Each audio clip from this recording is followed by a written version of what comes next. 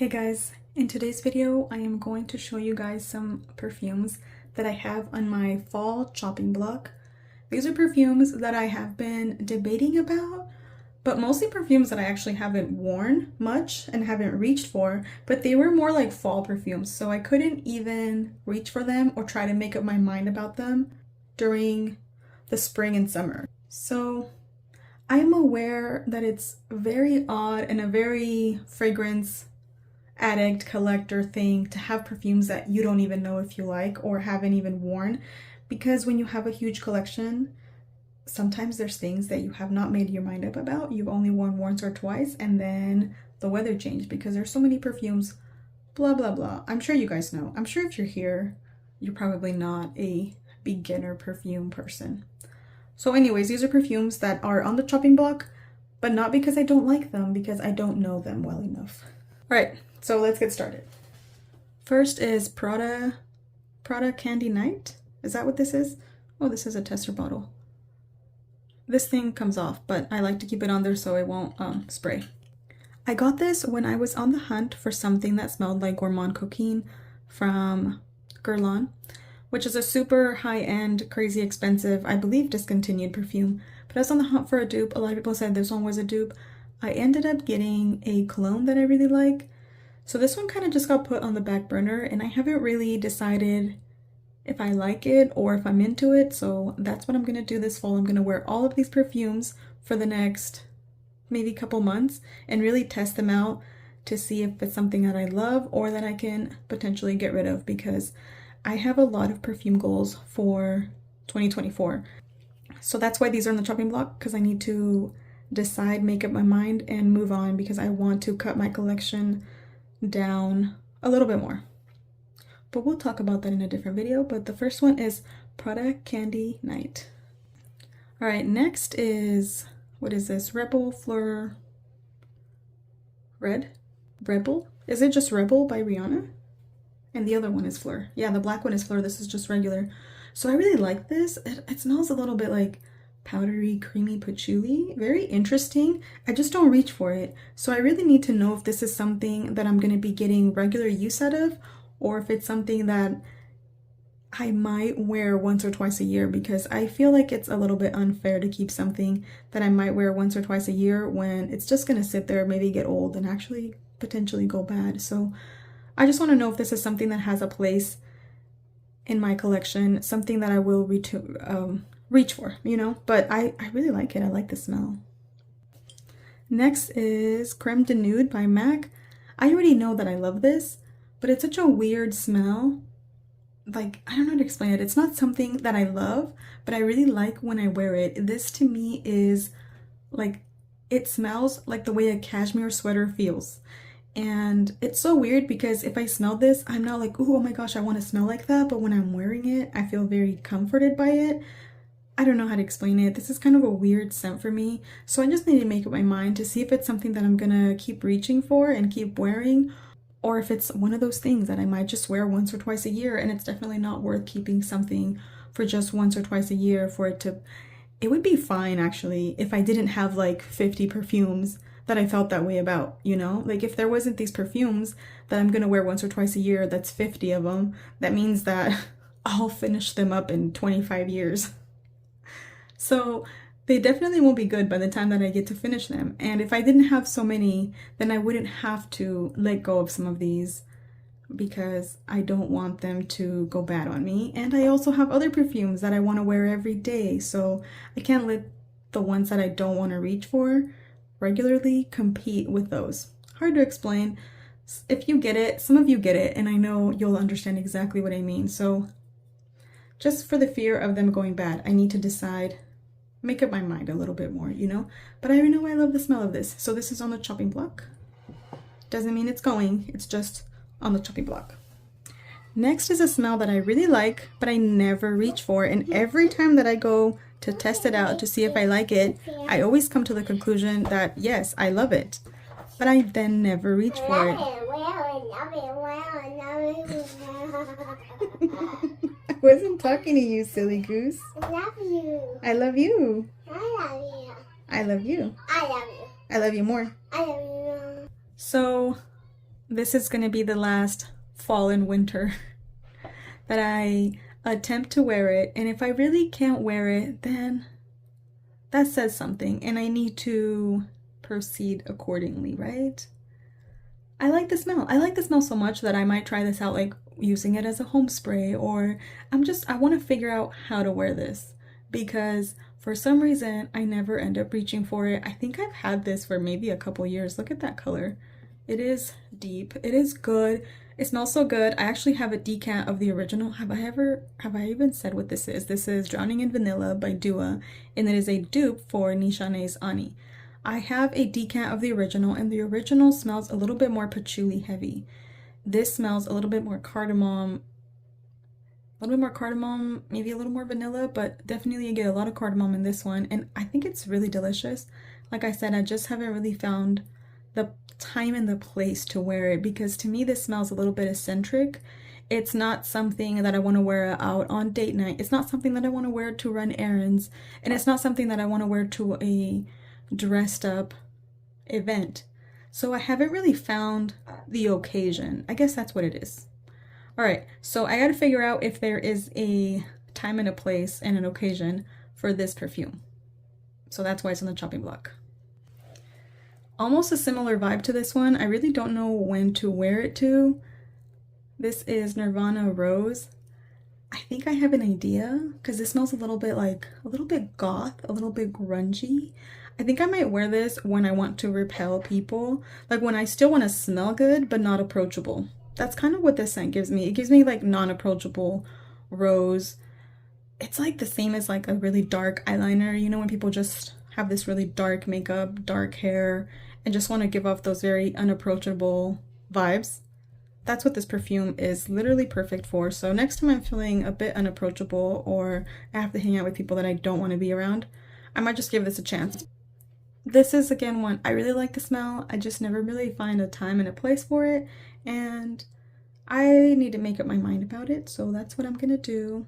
These are all perfumes that I'm gonna wear in these next couple of months to really get a feel for how I feel about them. Next is Pinrose Secret Genius. Again, something that I just don't reach for very much. This is supposed to be like it's kind of like a clean chocolatey perfume. It's kind of chocolatey, chocolate milky. I'm not sure. I don't really reach for it. The times that I've tried, it's been so light, but now it's been sitting around and macerating for a while, so I'm hoping that it's a little bit stronger and a little bit better. And if not, then I mean, it could move on from my collection. So this is on the chopping block. And on that same note, this is actually something that's also very, very light. It's like so faint. It's vanilla and almond. Is it almond? It's a little bit almondy, yeah. So I mixed this with a basic like vanilla scent and it's really good, but honestly it gets a little bit lost when I mix it with any other basic vanilla. So I just want to either use this up or see if it's something that I want to keep and make an effort to use up. If not, then it's gonna go. But I think it's really nice, but I do use it more for layering. I gotta see if it's even good on its own. If not, then it's gonna go. It's lovely, but it's just so faint. So we'll see. This is on the chopping block. Did I say what this was? This is Pacifica Silver Moon. And these don't come with the lid. That's just how they come. All right, next on the chopping block is Britney Spears Prerogative. And I like the smell of this. I think I really love the smell. What has me on the fence about this is that it almost gives me like cheap vibes. Like it smells like a cheap fragrance. And I definitely don't mind a cheap fragrance, but I don't always want to smell cheap. Like it smells a little bit synthetic and just like cheap. I don't know how to explain that, but I'm going to test it out. If I still continue to get that cheap vibe, then it's going to go. Somebody else can enjoy it that doesn't get that vibe from it. I've been, is it spoiled or tainted? I'm not sure, but the fact that I've smelled such good quality perfumes now, and not just expensive, I just mean like good quality, whether they're cheap or medium or very expensive, I've been exposed to higher quality smells. So now some of these lower quality smells just don't do it for me anymore. Like they smell, I can smell the cheapness, you know? So it's not me, it's my nose. It's a bit of a snob now. So I don't want to put my nose through that. It's not me, it's my nose. So we'll see about Britney Spears Prerogative. Next is Jessica Simpson's Fancy. Honestly, I go back and forth with this perfume and I just need to make up my mind. The only times I ever pull it out is when I'm debating if I should keep it or let it go. And I go back and forth. It has been in a decluttered pile, then it's been saved. I've worn it, loved it, and then I've worn it and disliked it. It goes back and forth for me. I didn't used to be able to handle the gardenia in here, so when I would get the gardenia, I'd be like, ew, I hate this. But then when it would blend in, like in the winter, I think it blends in a little bit better. Then I love it. So I'm gonna give it a go. And if I still have any issues with it, oh, I probably should mention that I've been liking gardenia a little bit more now. So that's why I think that this might be something that I love. But also there's a bit of that cheapness, synthetic, just kind of like a cheaper vibe. Again, there's something a little bit sharp about it. So again, I'm gonna just see if it works out. If it doesn't, then it has to go. And this one, whiff of Waffle Cone, I've had a little bit of a story with. Look at these notes. Vanilla, heavy cream, salted caramel, amorous, orgeat, whatever, cinnamon, and ice cream shop. I smelled this the first time. Whatever was in the little atomizer came out smelling like melted vanilla ice cream, and it was absolutely delicious. It was so gourmand, so sweet, so yummy, and I was like, oh my gosh, this is amazing. It actually was a little bit similar to something like sweet cream, but not as dense. It was just so delicious. And then I went to go try to wear it, and it smelled really weird. Kind of smelled a little bit like gasoline, and I have a big feeling that this smells a lot like that Ellis Brooklyn vanilla milk, because the way that people have described that one, it reminds me of what I smell in this. So I think there's something about those creamy vanilla milk kind of notes that have this weird, almost like gasoline smell. It doesn't smell like bad gasoline, it just smells, it smells weird. It's weird. And I've been really hoping that I smell what I smelled that one time again. So it's been now probably a year sitting in my collection, so I'm gonna give it a go. I'm gonna try it a few times, and then if it doesn't work, then it doesn't work, and I will have to let it go and move on, very sadly, because I was really, really looking forward to this perfume and to this smell. So this is on the chopping block for those reasons. All right, next two, I'll just put them together. These are my 1 ounce little adorable bottles of Replicas By the Fireplace and Replicas Jazz Club. Again, I'm not getting rid of any of these, and I don't dislike any of these. I just have, either I don't know them well enough or I have a minor issue with them. So By the Fireplace, it's the pepper in here. I think it's the black pepper. I like the smokiness, but I don't like black pepper in perfumes. I'm not the kind of person who likes seasoning. I like spiced perfumes and I like spices. I don't necessarily like seasoning, like leave the black pepper for my steak. I don't want to smell like black pepper. And that black pepper, I think, also tickles my nose. And I'm not sure if it's this, but I think it is. One time that I wore it, my husband was like, ew, what in the world is that? He was like, that smells so weird. I feel attacked. My nose feels attacked. So I definitely don't want to attack him. And I have a Bath and Body Works version of something like this that smells so much better than this. To me, it smells very sweet and gourmand with just like a touch of By the Fireplace. So I layered those two, and I think that this is the part that made it not be as good.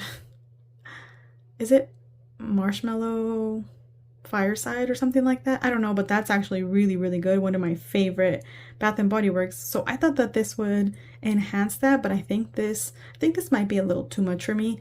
Again, I'm not 100% sure though, so I'm gonna give it another go, maybe on a colder night, on the colder days, and just see how it goes.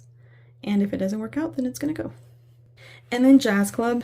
Jazz Club is a perfume that every time I go smell it, I'm like, there's no way, I can't get rid of this. It smells amazing, delicious, beautiful. But then again, I never reach for it. There's something very unisex, and I love that about it, but I guess I don't really find a time and a place to wear this. I don't necessarily want to wear this for running errands. I don't necessarily want to wear this for an evening out or date night because I want to smell feminine on date nights, you know? So I like this, but I haven't found the time to wear it. Sometimes I get a little bit too much woodiness. It's so weird. I get this like weird woodiness that I used to smell like in, I smell it in a lot of perfumes, but I get it in a lot in Carolina Herrera 212, the man one, the masculine one from a long time ago. So sometimes it kind of gives me vibes of that, so I'm not into that. But some days it smells amazing. So I'm just gonna test it out and see where this goes. Alright, so I just counted them. It's the 12 perfumes that I have on my fall chopping block. I'll let you guys know, I'll update this video, or you guys will probably just see throughout my declutters. We'll see how this goes. But that's it. I just wanted to tell you guys what's on my chopping block. Do you guys even care? Does anybody care? Is anybody even listening? Now that I took a long break, I think maybe everybody just forgot about me and moved on. I took a little break, a very much needed break, but I'm back, bitches. I'm back for good. If you have a way to make these work, or like a hack for these, please let me know, because I definitely need it. Alright, thank you guys so much for watching. I'll see you guys in my next video. Bye!